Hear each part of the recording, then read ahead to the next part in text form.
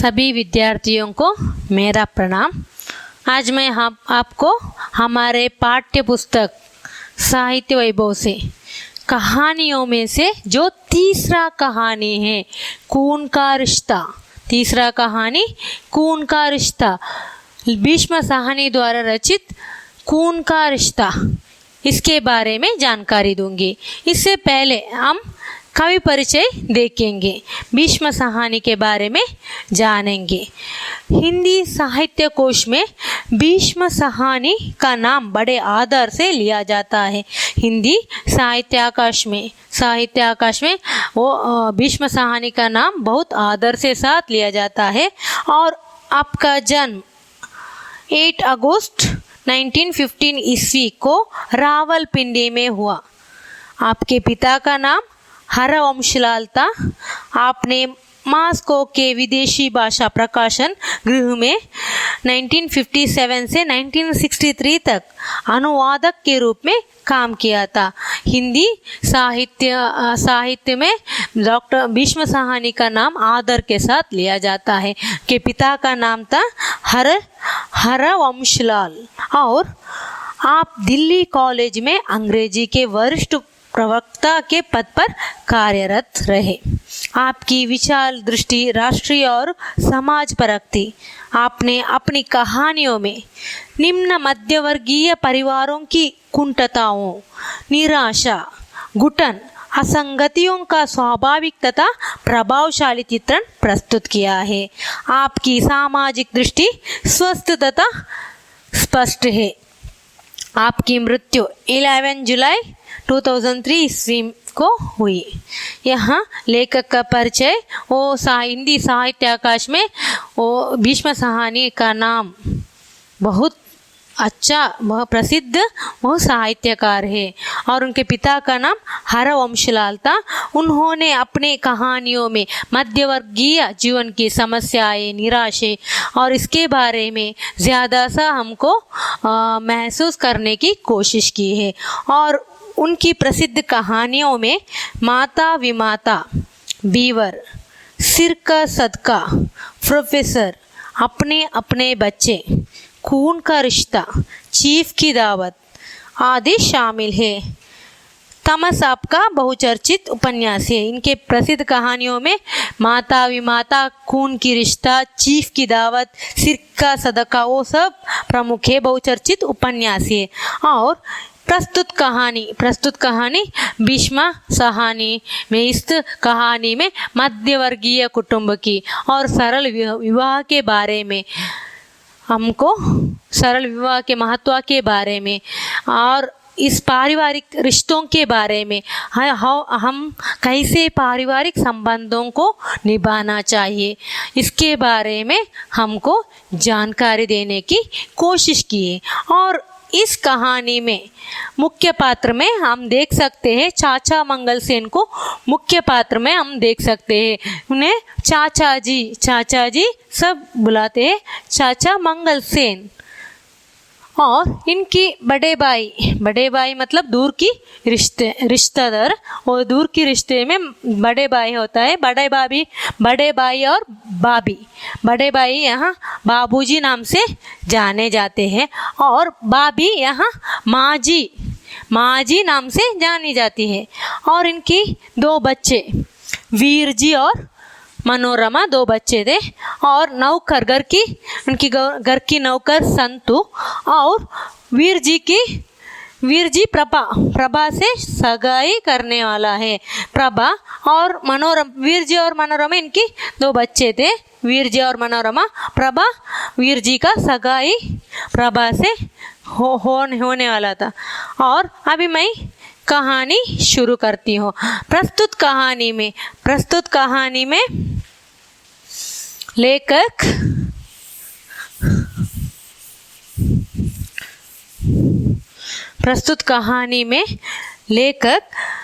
सगाई की रस्म मतलब सगाई की फंक्शन के बारे में, सगाई किस तरह हो रहा है इसके बारे में, और रिश्तेदारों की अहमियत, रिश्तेदारों की इम्पोर्टेंस, हम रिश्तेदारों को किस तरह निभाना चाहिए, और वीर जी का 1.25 रुपये में ही सगाई पर बल देना।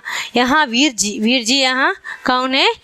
बाबूजी का बेटा वीर जी अपना सगाई 1.25 रुपये में डालने का निश्चय करता है, और इसका 1.25 रुपये में सगाई पर बल देना और मंगलसेन को अपनी हैसियत पर ना जाना, मंगलसेन को अंत सगाई में ले जाना और उनका अतिथि सत्कार होना और 1 चम्मच का खो जाना, वीर जी का क्रोध प्रकट करना और मंगलसेन के साथ दुर्व्यवहार होना, प्रभा के भाई द्वारा चम्मच का वापस ला कर देना और घटनाओं का सजीव चित्रण प्रस्तुत किया है। इस कहानी में हम मुख्य रूप से इस सगाई का रस्म के बारे में, सगाई का रस्म मतलब सगाई के फंक्शन के बारे में और रिश्तेदारों की इम्पोर्टेंस के बारे में और मंगलसेन की हैसियत पर वो नाश करने के बारे में और वीर जी को 1.25 रुपये में शादी डलवाने की इच्छा के बारे में और सगाई में मंगलसेन को ले जाने के बारे में और वहाँ मंगलसेन का अतिथि सत्कार किस तरह होता है और वहाँ वो चम्मच खो जाने के बारे में चम्मच को खो जाने के बारे में, इस चम्मच को खो जाने से वीर जी को क्रोध आने के बाद वो मंगलसेन को किस तरह, मंगलसेन के साथ किस तरह वो दुर्व्यवहार किया जाता है उसके बारे में और प्रभा के भाई द्वारा फिर से चम्मच वापस लौटने के बाद फिर वो किस तरह वो इसका एंडिंग होता है, इस कहानी किस तरह एंडिंग होता है, इसका सजीव चित्रण हमको इस कहानी में मिल सकते हैं। और वर्तमान परिवेश में यह कहानी अत्यंत प्रासंगिक है और कहानी तत्वों पर भी यह खरी उतरती है। और इस कहानी यह मुख्य इसका सारांश है और बाद में प्रस्तुत कहानी को लेखक भीष्म साहनी ने सरल विवाह को और पारिवारिक रिश्तेदारों को पारिवारिक रिश्तों को निभाने पर बल देने के लिए उद्देश्य इस कहानी का चयन किया गया। इस कहानी का मुख्य उद्देश्य सरल विवाह का महत्व मतलब आज के दुनिया में सब धूमधाम से ग्रैंड से विवाह करना चाहते हैं और कोई भी सरल विवाह करना चाहता नहीं है और ये इसका कहानी के द्वारा लेखक ने सरल विवाह करने के लिए कह रहे हैं और इसके साथ साथ दहेज में सब लालची, इसके साथ साथ इस कहानी में दहेज में लालची नहीं होना चाहिए, इसके बारे में भी जानकारी मिलता है। और आगे इस तरह कहानी शुरू होता है। कहानी में शुरुआत मंगलसेन के बारे में, मंगलसेन के सपने के बारे में वो कह रहे हैं। सपने में पहला दृश्य इस तरह है, कोर्ट की पार्टी पर बैठा चाचा मंगलसेन हाथ में चिलम तामे सपने देख रहा था। यहाँ पहले कहानी के शुरुआत में ही कोर्ट के पीठ पर बैठे एक बेंच पर बैठे मंगलसेन अपने हाथ में चिलम रखकर वो क्या कर रहा था? सपने देख रहा था। वो कोर्ट पर बैठकर हाथ में चिलम तामे सपने देख रहा था और वो क्या सपना देख रहा था, उस सपने में क्या हुआ उसके बारे में जानेंगे। वो कोर्ट पर बैठकर उसने क्या सपना देखा? देखिए, उसने देखा कि वह सपने में वो अपने संबंधियों के घर बैठा है और वीर जी की सगाई हो रही है। उसकी पगड़ी पर केसर की चींट है और हाथ में दूध का गिलास है जिसे वह घूंट कर पी रहा है। यहाँ वो कोर्ट पर बैठते ही एक सपना देखता है। उस सपना में वो संबंधियों के घर में बैठा हुआ है और क्या कर रहा है वो उस दिन वीर जी उनका भतीजे वीर जी का सगाई हो रही थी और उस सगाई में उसकी वो क्या पहने थे, वो पगड़ी पर अपने सिर पर एक केसर चींट मतलब ऑरेंज कैप की मतलब होता है इस कपड़े में राउंड एक कैप नहीं है लेकिन केसरी चींट से कहते हैं, उसे अपने पगड़ी पर केसरी चींटे हैं और हाथ में दूध का गिलास पकड़कर घूट कर पी रहा था, वो दूध को पी रहा था और हाथ में दूध का गिलास है जिसे वह घूट कर के पी रहा था। दूध पीते हुए कभी बादाम की गिरी मुंह में जाती है, कभी पिस्ते की। वह दूध पीते हुए कभी कभी उसके मुंह में बादाम के पीस और बादाम और पिस्ते वो मुंह में गिर जाते थे और बाबूजी पास खड़े संबंधियों से उसका परिचय कर रहा है। उस वक्त बाबूजी क्या कर रहे हैं, बाबूजी इनका बड़े भाई, बाबूजी मंगल सेन का बड़े भाई, रिश्ते में बड़े भाई है। बाबूजी उस संबंधियों में घर पर बैठकर मंगल सेन दूध पी रहा था। उस समय बाबूजी मंगल सेन को दिखाकर सबसे इंट्रोड्यूस कर रहा था, सबके साथ मंगल सेन को परिचित करा रहे हैं, उसका परिचय कर रहा है। किस ये मेरा भाई है, बड़ा भाई, इस तरह परिचय कर रहा है। और यह मेरा चाचा जात छोटा भाई है। मंगल सेन कौन है, बाबूजी का छोटा भाई है। और संबंधी मंगल सेन के चारों ओर घूम रहे हैं। उनमें से एक झुक कर बड़े आग्रह से पूछता है, और दूध लाओ चाचा जी। हाँ, मंगल सेन को चाचा जी बुलाते हैं। और दूध लाओ चाचा जी, थोड़ा सा और अच्छा। और इसके लिए ताता जी कहते हैं, थोड़ा सा और अच्छा ले आओ, आधा गिलास मेरे लिए दूध लेकर आओ। मंगल सेन इस तरह कहता है और तर्जनी से गिलास के तल में से शक्कर निकल कर चाटने लगता है। और क्या करते हैं, वो संबंधियों के घर पर वो कॉट पर बैठकर हाथ पर चिलम थामे वो सपने देख रहा था। उस सपने में वो संबंधियों के घर पर बैठकर क्या पी रहा था, दूध पी रहा था। और उस समय बाबूजी मंगल सेन को परिचय दिला रहा था, मंगल सेन के बारे में सभी संबंधियों से उसका इंट्रोड्यूस कर रहा था, क्योंकि यह मेरा छोटा भाई है मंगल सेन। और संबंधियों ने सारे ओर मंगल सेन को घूम रहे थे, चारों ओर से घूम रहे थे। मंगल सेन के चारों ओर से संबंधियों खड़े थे और उनमें से एक झुककर बड़े आग्रह से मंगल सेन से पूछा, क्या और एक गिलास दूध लाओ। और मंगल सेन ने बताया कि मुझे एक गिलास अच्छा दूध लाओ। और जब वो दूध पीते वक्त क्या हुआ, इसमें बचे हुए शक्कर निकल कर वो चाटने लगता है। गिलास में बचे हुए शक्कर को निकल कर चाटने लगता है। मंगल सेन ने जीभ का छटकारा लिया। ओह, मंगल सेन देखा था वो क्या किया, जीभ का छटकारा किया कि सिर हिलाया। तंबाकू की कड़वाहट से भरे मुंह से में मिठास आ गई, मगर स्वप्न भंग हो गया। उस समय वो क्या कर रहा, सपने में बचे हुए दूध के गिलास में अंत में बचे हुए शक्कर को क्या निकल कर वो चाटने लगता है। और उस समय उसके पहले इसके मुंह में तंबाकू कड़वाहट थी।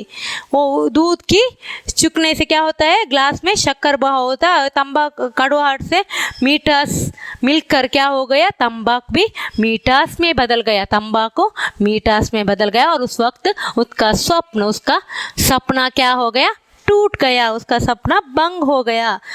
और हल्की सी झुरझुरी मंगल सेन के सारे बदन में दौड़ गई और मन सगाई पर जाने के लिए ललक उठा। इस तरह वो उस सपने देखने के बाद उसको वीर जी का सगाई में जाने की मन ललक उठा मतलब उसको जाने के लिए इंटरेस्ट हुआ। मैं भी वहाँ जाता हूँ, वीर जी के सगाई में मैं जाता हूँ। इस तरह वो उसे सगाई में जाने के लिए उसे ललक उठा। और यह सपनों की बात नहीं थी, लेकिन यह सपनों की बात नहीं थी। आज सचमुच वीर जी का सगाई का दिन था। लेकिन वो क्या सपना देख रहा था, वो सपनों की बात नहीं थी, लेकिन आज सचमुच वीर जी का शादी का दिन था। शादी नहीं, सगाई का निश्चितार्थ। भतीजे यहाँ वीर जी की सगाई का दिन था। बस थोड़ी देर बाद ही सगे संबंधी घर आने लगेंगे, बाजा बजेगा, फिर आगे आगे बाबूजी, पीछे पीछे मंगलसेन और घर के अन्य संबंधी कभी सड़क पर चलते हुए संबंधियों के घर जाएंगे। और वो क्या सपने देख रहा था, लेकिन वो आज वो सच्चाई था, सिर्फ सपना नहीं था, वो सच्चाई भी था। मंगलसेन अपने भतीजे वीर जी के सगाई का दिन था। मंगलसेन क्या कर रहा था, सपनों की बात नहीं था, वह थोड़े देर बाद ही सगे संबंधी घर आने वाला है। उस दिन सगाई का दिन था, वीर जी का सगाई का दिन था। भतीजे वीर जी का सगाई का दिन था। थोड़े देर में संबंधियों घर में आने वाला है और बाज बजने वाला है, और फिर आगे आगे बाबूजी जाते हैं और उनके पीछे पीछे सभी संबंधियों, और उसके पीछे पीछे मंगलसेन भी संबंधियों के घर में जाएंगे, मतलब जाने वाले थे। और इस तरह वो सोच रहा था, मैं भी वीर जी के सगाई में जाऊंगा। और उसे वो सपने देखने के बाद वहाँ सगाई में जाने के लिए ललक उठता है, और वो क्या सोचता है, अभी आज वीर जी का सगाई का दिन मैं भी बाबूजी के साथ सारे संबंधियों के साथ सगाई डालने को जाऊंगा। और उस तरह वो सोचता रहता है। और मंगलसेन के लिए कॉट पर बैठना असंभव हो गया। मंगलसेन के लिए कॉट पर बैठना असंभव हो गया था, लेकिन उसका उम्र 50 साल की हो गई, और बदन में खून तो छटाक भर रहा था। इसका मतलब उसका खून छटाक भर रहा था, चलने लगा था, और मगर ऐसा उछलने लगा था कि बैठने नहीं देता था, उसे बैठने के लिए नहीं हो सकता था। उसे कॉट पर बैठने के लिए भी असंभव महसूस करता था, असंभव हो गया था। लेकिन उसी वक्त कोठरी में संतु यानी यहाँ घर के नौकर संतु ने आ पहुंचा। उसी वक्त घर के नौकर संतु ने आ पहुंचा और कोट पर बैठकर मंगलसेन के हाथ में से चिलम लेते हुए बोला, तुम्हें सगाई पर नहीं ले जाएंगे चाचा। इन्हें उसी वक्त उसे सपने देखने के बाद सगाई जाने के लिए ललक उठा, उसको मन में ललक उठता है, और उसी वक्त वो सगाई जाने के लिए सोच रहा था, मैं भी उनके साथ सगाई में जाऊंगा। लेकिन उसी वक्त घर के नौकर संतु ने क्या कहता है, और कॉट पर बैठकर मंगलसेन के उसके हाथ से चिलम लेते हुए बोला, क्या बोला, तुम्हें सगाई पर नहीं ले जाएंगे, तुम्हें सगाई पर नहीं ले जा रहे हैं। और चाचा सगाई में जाने के लिए बहुत उत्सुक हो रहा था। लेकिन इस बात को सुनकर चाचा जी मंगलसेन को बहुत क्रोध आता है। घर के नौकर कहता है, तुम्हें सगाई में, चाचा मंगलसेन को सगाई में नहीं ले जाएंगे। इसे सुनकर मंगलसेन को बहुत गुस्सा आता है। चाचा मंगलसेन के बदन में सिर से पांव तक लर्जिश हुई। चाचा मंगलसेन के बदन में सिर से पांव तक क्या हुआ, कांपना हुआ, बहुत क्रोधित हुआ। पर यह सोचकर कि संतु खिलवाड़ कर रहा है, वो सोच रहा था कोई संतु खिलवाड़ मतलब वो मजाक कर रहा है, वो सचमुच नहीं बोला है, वो सिर्फ मजाक करने के लिए इस तरह बोला है। यह सोचकर वो संतु से कहता है, बड़ों के साथ मजाक नहीं किया करते, कई बार कहा मुझे नहीं ले जाएंगे तो क्या तुम्हें ले जाएंगे। यहाँ मंगलसेन ने संतु से क्रोध होकर संतु से गुस्सा से कहता है, बड़ा लोगों से साथ इस तरह मजाक नहीं करते, क्या मुझे नहीं ले जाएंगे तो तुम्हें ले जाएंगे। और इस तरह कहता है, किसी को भी नहीं ले जाएंगे। वीर जी कहते हैं सगाई डलवाने सिर्फ बाबूजी जाएंगे और कोई नहीं जाएंगे। और संतु कहता है किसी को नहीं ले जाएंगे। वीर जी कहता है, वीर जी कहते हैं कि सगाई डलवाने सिर्फ बाबूजी जाएंगे और कोई नहीं जाएंगे।